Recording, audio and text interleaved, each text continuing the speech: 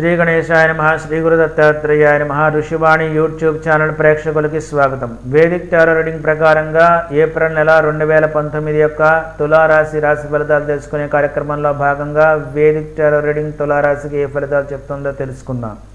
మీ Vedic tarot reading పరిశీలించినట్లయితే కనుక తులారాశి వారికి ఈ నెలంతా కూడా ఒత్తిడికర వాతావరణం అనేది కనిపిస్తోంది. అన్ని విషయాల్లోనూ జాగ్రత్తలు పాటించండి. అనవసరమైన ఖర్చులకి ఆడంబరాలకి ఈ నెల మీరు వెళ్లకుండా ఉంటే మంచిది. మీ కోపతాపాలని నియంత్రణలో ఉంచుకోండి. జీవితంలో మీకు అభివృద్ధికరమైన సంఘటనలు జరిగే కాలంగా ఈ నెలని మనం భావించవచ్చు. అయితే అభివృద్ధికర సంఘటనలు జరుగుతున్నప్పటికీ కూడా మీరు మీ కోపతాపాల వల్ల నియంత్రణ కోల్పోవడం వల్ల మీ మీద మీరు నియంత్రణ కోల్పోవడం వల్ల ఇబ్బందులు కొని తెచ్చుకునే పరిస్థితి కనిపిస్తుంది. కాబట్టి తగు జాగ్రత్తలు పాటించండి. ఈ నెలంతా కూడా మీరు మొత్తం మీద బాగా బిజీగా గడిపే అవకాశం అనేది కనిపిస్తుంది. శుభాశుభ మిశ్రమంగా ఉండే వేదిక్ టారో రావడం జరిగింది కాబట్టి ఈ నెలంతా కూడా మీకు శుభాశుభ మిశ్రమంగా ఉంటుంది. ఆరోగ్యం పట్ల చాలా శ్రద్ధ తీసుకోండి.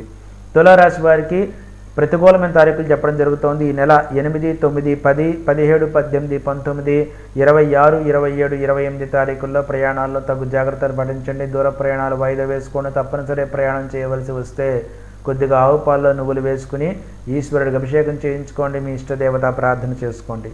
ఇక తులారాశి వారికి నేను కొన్ని రెమెడీలు చెప్తున్నాను. ఈ రెమెడీలు పాటించడం వల్ల మీరు ఎంత ఒత్తిడికర పరిస్థితి ఉన్నా సరే అందులోంచి బయటపడే అవకాశం అనేది కనిపిస్తుంది. దైవబలం అనేది మీరు పెంచుకోవడం వల్ల.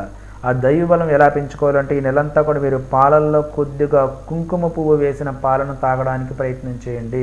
ఉదయం కావచ్చు, సాయంత్రం కావచ్చు, ఎప్పుడు మీకు పాలు తాగే అలవాటు ఉంటే అందులో కొద్దిగా ఒరిజినల్ కుంకుమ పువ్వు వేసుకుని పాలు తాగడానికి ప్రయత్నం చేయండి. అలాగే ప్రతి గురువారము అలాగే ప్రతి శనివారం కూడా పసుపు నీళ్లతో స్నానం చేయండి. స్నానం చేసే నీళ్ళల్లో కొంత పసుపు వేసుకుని స్నానం చేయండి. విష్ణు సహస్రనామ స్తోత్ర పారాయణ తరచుగా చేయండి. తద్వారా మీకు మరింతగా శుభ ఫలితాలు కలుగుతాయి. చెడు ఫలితాలన్నీ కూడా తొలగిపోతాయి. శుభం.